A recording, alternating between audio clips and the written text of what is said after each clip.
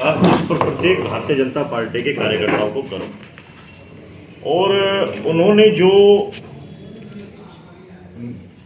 कार्य किए वो कार्य अभूतपूर्व कार्य थे।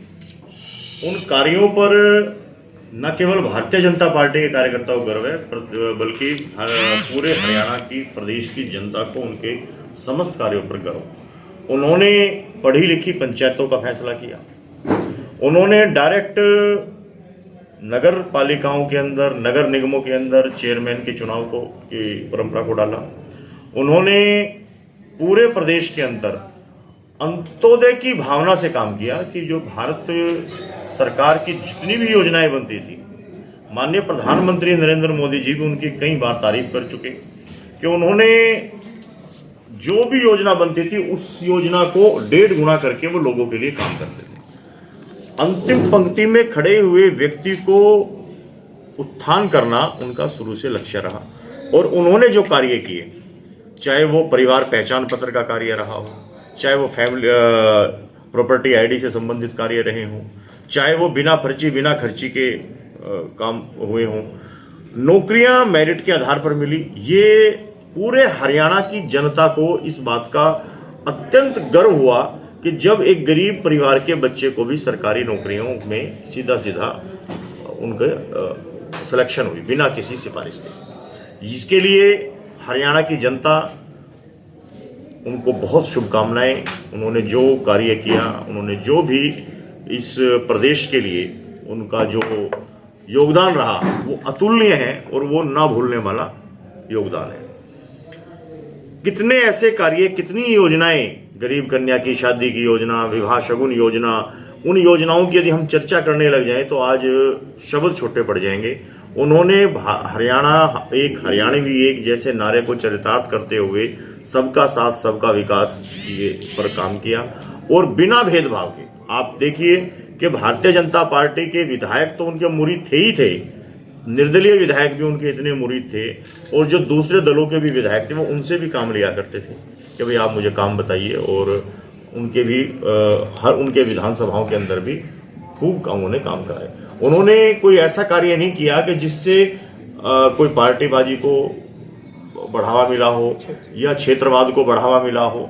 पूरे हरियाणा को समान नजर से देखते हुए उन्होंने जो कार्य किए, हमें उन पर बहुत गर्व है और हम सदैव इस बात के लिए आभारी रहेंगे कि उन्होंने हरियाणा के लिए एक नई परंपरा, एक नई व्यवस्था खड़ी कर दी कि जहां पर गरीब व्यक्ति भी ये सोच सकता है कि मैं सरकारी नौकरी में जा सकता हूं। गरीब व्यक्ति का भी उत्थान, वो अपने मन के अंदर ये सपना ले सकता है कि हम एक तरक्की कर सकते हैं। और मुझे उम्मीद ही नहीं, पूर्ण विश्वास है कि जो नए मुख्यमंत्री, हमारे साथी, हमारे मित्र, हमारे बड़े भाई, जो एक श्रेष्ठ कार्यकर्ता थे, उन श्रेष्ठ कार्यकर्ताओं को उन्होंने अपने हाथों से मुख्यमंत्री पद का दायित्व सौंपकर हरियाणा के अंदर एक नई मिसाल कायम करी है कि जो दूसरे राजनीतिक दलों की अगर हम बात करें, या हम कांग्रेस की बात करें, या जजपा की बात करें, या इंडियन नेशनल लोक दल की बात करें, जहां बापू बेटा एंड सन्स प्राइवेट लिमिटेड से ज्यादा कुछ काम चलता नहीं है कि एक ये व्यक्ति यदि मुख्यमंत्री बन जाए तो उसको लगता है कि मेरा बेटा सांसद बनना चाहिए, मेरा बेटा मुख्यमंत्री बनना चाहिए। वो सिर्फ अपने और अपने परिवार से बाहर नहीं निकलते। माननीय मुख्यमंत्री जी ने हरियाणा के लिए, पूरे देश के लिए एक मिसाइल काम करी है। और ऐसा सिर्फ भारतीय जनता पार्टी के अंदर ही संभव है कि एक व्यक्ति जो मुख्यमंत्री रहते हुए कितनी सहजता के साथ अपने पद को छोड़कर अपने ही भारतीय जनता पार्टी के श्रेष्ठ कार्यकर्ता को उस पद पर अपने हाथों से बैठाता है। यह भारतीय जनता पार्टी के नेतृत्व ने यह साबित करके दिखाया कि भारतीय जनता पार्टी परिवारवाद, भारतीय जनता पार्टी भाई भतीजावाद से कोसों दूर चल के सिर्फ कार्यकर्ता का निर्माण करके, और केवल निर्माण ही नहीं करती, कार्यकर्ता को बहुत आगे तक लेकर जाने का भी काम करती है। और हमें उम्मीद ही नहीं, पूर्ण विश्वास है कि जो हमारे नए मुख्यमंत्री बने हैं वो उन्हीं के पद चिन्हों पर चलते हुए हरियाणा के विकास की नई गाथा लिखेंगे।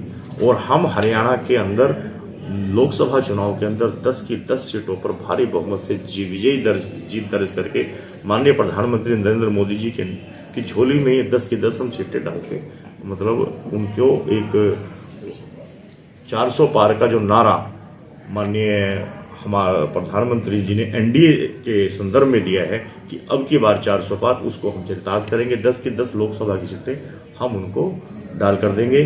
और मनोहर युग ने ये साबित किया है, माननीय जो पूर्व प्रधान मुख्यमंत्री जी थे उनके उस युग ने ये साबित किया है कि हर व्यक्ति आज गर्व के साथ सड़क पर चलता है। मतलब हम, आप कोई कल्पना भी नहीं कर सकते, हम निशब्द हैं। मतलब ऐसे शब्द जो इतना गर्व है हमें मनोहर लाल जी पर, और जो उन्होंने जिस परंपरा को डाला उस परंपरा के लिए हम बहुत ज्यादा अभिभूत हैं। आप सब यहाँ आए एक छोटी सी कॉल पर, अर्जेंट कॉल पर, क्योंकि अभी हमें चंडीगढ़ जाना है। हमारे सभी मेरे साथ हमारे जिला के महामंत्री कृष्ण चोकर जी हैं, हमारे ओबीसी मोर्चा के जिला अध्यक्ष हैं, हमारे किसान मोर्चा के जिला अध्यक्ष बैठे हैं, हमारे एससी मोर्चा के जिला अध्यक्ष बैठे हैं, हमारे डिस्ट्रिक्ट के वाइस प्रेसिडेंट राजेंद्र हरदाना जी बैठे हैं। हम सब आप सबको नई सरकार के लिए ढेरों शुभकामनाएं देते हैं। आप सबका बहुत बहुत धन्यवाद। किसी का अन्य कोई प्रश्न हो तो कर सकते। दुष्यंत जी, जब मनोहर लाल जी अच्छा काम करे थे तो कुछ नौबत क्यों आई, बदलना क्यों पड़ा आखिरकार लास्ट में आकर? हमेशा क्या होता है कि हर व्यक्ति, मान लीजिए कल मनोहर लाल जी के ही शब्द थे, जो शब्दों को मैं आपके सामने रिपीट कर रहा हूं कि किसी भी व्यक्ति के कार्य करने का एक समय होता है। उन्होंने 9.5 साल तक इस प्रदेश की सेवा करी, और जो उनको ऐसा लगा कि अब प्रदेश नेतृत्व को ऐसा लगा कि अब हमें युवा नेतृत्व की आवश्यकता है, क्योंकि केवल एक ही व्यक्ति परिवारवादी चलता रहे या एक ही व्यक्ति कार्य करता रहे, नए लोगों को भी मौका मिलना चाहिए। उसी संदर्भ में माननीय मुख्यमंत्री जी ने नए मुख्यमंत्री का चयन जो पार्लियामेंट्री बोर्ड ने किया, उसी दृष्टि के तहत किया, ताकि और ज्यादा एनर्जी के साथ हरियाणा के अंदर हम और ज्यादा ताकत के साथ काम कर सकें। सर, जेजेपी ये दावा कर रही है कि उन्होंने अपना समर्थन वापस लिया है क्योंकि उनको रोहतक की लोकसभा सीट ऑफर की जा रही थी, इसलिए उन्होंने अपना समर्थन वापस। क्या आप सब मीडिया से संबंधित लोग हैं, बुद्धिजीवी हैं, क्या आपको ऐसा लगा कि जेजेपी ने पहले हमारे इस इस्तीफे से पहले उनकी कोई स्टेटमेंट आई हो कि हम समर्थन वापस ले रहे हैं? भारतीय जनता पार्टी का निर्णय था। भारतीय जनता पार्टी ने ये ठोक के काम किया, और भारतीय जनता पार्टी ने कभी भी दबाव की राजनीति सहन नहीं करती, और ये उन्होंने साबित करके दिखाया। और जेजेपी के बारे में मैं क्या टिप्पणी करूं, प्रदेश की जनता अपने आप उनको इस बात का जवाब देगी। सर, आपने कहा कि आपको मैसेज आया है कि पीसी करना है, क्या बताने के लिए? नहीं, ऐसा मैसेज नहीं, ऐसा हमें लगा, हमें कोई ऐसा मैसेज नहीं है। हमें लगा कि हम नए युग के अंदर प्रवेश कर रहे हैं, मनोहर युग से हम नायब युग के अंदर जा रहे हैं। तो जो मनोहर युग के मतलब जो कार्य रहे हैं मनोहर सरकार के, उन कार्यों को हम याद करते हुए नए भविष्य की चिंता करें। इसके लिए हम सब साथियों को यहाँ आमंत्रित किया, और कोई विशेष बात नहीं। अभी आगे क्या है? आगे अब चुनाव है, लोकसभा के चुनाव है। लोकसभा के चुनाव में हम सब कार्यकर्ता जुटेंगे नायब जी के नेतृत्व में।